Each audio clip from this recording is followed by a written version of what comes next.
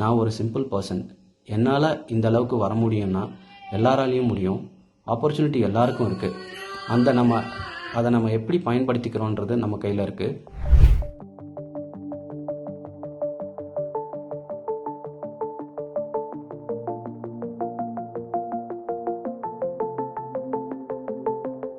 எல்லாருக்கும் வணக்கம். என் பேர் வீரமுத்துவேல். இந்த வாய்ப்பு கொடுத்த டாக்டர் மயில்சாமி அண்ணாதுரை சாருக்கு நன்றி. இப்போ ப்ரெசண்ட்டாக Indian Space Research Organisation URF satellite centre பெங்களூரில் ஆஸ் எ சயின்டிஸ்ட் இன்ஜினியராக ஒர்க் பண்ணிகிட்ருக்கேன். என்னை பற்றி சொல்லணுன்னா, நான் பிறந்து வளர்ந்ததெல்லாம் விழுப்புரத்தில். ஸ்கூலிங் பண்ணது ரயில்வே மிக்ஸ்ட் ஹை ஸ்கூல்னு ஒரு கவர்மெண்ட் ஸ்கூலில் 10th வரையிலும் படித்தேன். ஸ்கூலிங்கில் நான் ஒரு ஆவரேஜ் ஸ்டூடெண்ட். அடுத்து என்ன படிக்கணும், எங்கே படிக்கணும், எந்த ஒரு ஐடியாவும் இல்லை.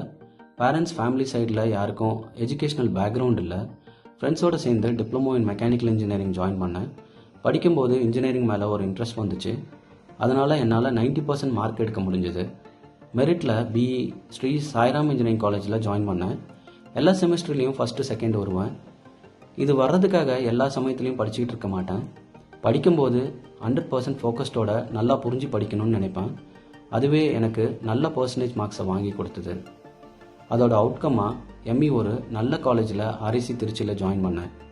லைக் BE மாதிரி ME-லேயும் ஃபஸ்ட்டு செகண்ட் வருவேன். 9.17 CGPA-வோட கம்ப்ளீட் பண்ண முடிஞ்சது. கேம்பஸ் மூலிமா லக்ஷ்மி மிஷன் ஒர்க்ஸ் கோயம்புத்தூரில் சீனியர் இன்ஜினியராக ஜாயின் பண்ணேன். ஒர்க் பண்ணிக்கிட்டே இருக்கும்போதும் ஏரோஸ்பேஸ் ரிசர்ச் மேலே எனக்கு ஒரு பெரிய இன்ட்ரெஸ்ட் இருந்தது. அப்போ தான் இந்துஸ்தான் ஏரோநாட்டிக்ஸ் லிமிடெட் பெங்களூரில் ஹெலிகாப்டர் டிவிஷன்னு சொல்கிற rotary wing research and design சென்டரில் டிசைன் இன்ஜினியராக ஜாயின் பண்ணேன். கொஞ்ச காலத்துக்கு அப்புறம் என்னோட ட்ரீமான இஸ்ரோ சேட்டலைட் சென்டரில் ஒர்க் பண்ணுறதுக்கான ஆப்பர்ச்சுனிட்டி கிடச்சிது. அங்கே ஃபஸ்ட்டில் ப்ராஜெக்ட் இன்ஜினியராகவும் அப்புறம் ப்ராஜெக்ட் மேனேஜராக நிறைய ரிமோட் சென்சிங் அண்ட் சயின்டிஃபிக் சேட்டலைட்ஸில் ஒர்க் பண்ணியிருக்கேன், including the Mars orbiter mission. பேரலாக என்னோட ரிசர்ச்சை நான் விடலை. அதோட அவுட்கம்மாக PhD IIT மெட்ராஸில் ஜாயின் பண்ணேன். ஒரு நோவல் ரிசர்ச் எனப்படும் vibration சப்ரேஷன் of electronic package in satellite டாப்பிக்கில் ரிசர்ச் பண்ணியிருக்கேன். என்னோடய ரிசர்ச் ஒர்க்கை ஹைலி ரெப்யூட்டட் இன்டர்நேஷ்னல் ரெஃப்ரீட் ஜேர்னல்ஸில் பப்ளிஷ் பண்ணியிருக்கேன். நிறைய இன்டர்நேஷ்னல் கான்ஃபரன்ஸில் ப்ரெசென்ட் பண்ணியிருக்கேன். சக்ஸஸ்ஃபுல்லாக PhD-யும் கம்ப்ளீட் பண்ணேன். இஸ்ரோவோட ஃபர்ஸ்ட் நேனோ சேட்டலைட் டீமை லீட் பண்ணுறதுக்கான வாய்ப்பு கிடைச்சிது. 3 நேனோ சேட்டலைட்டை லான்ச் பண்ணியிருக்கோம்.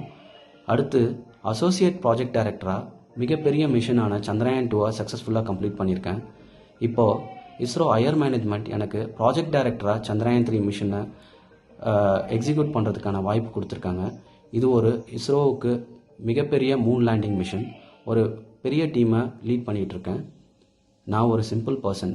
என்னால் இந்த அளவுக்கு வர முடியும்னா எல்லாராலையும் முடியும். ஆப்பர்ச்சுனிட்டி எல்லாருக்கும் இருக்குது.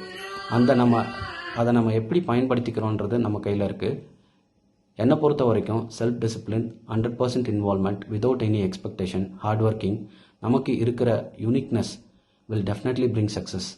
Hard work will never go unrewarded. Wish you a good luck. நன்றி.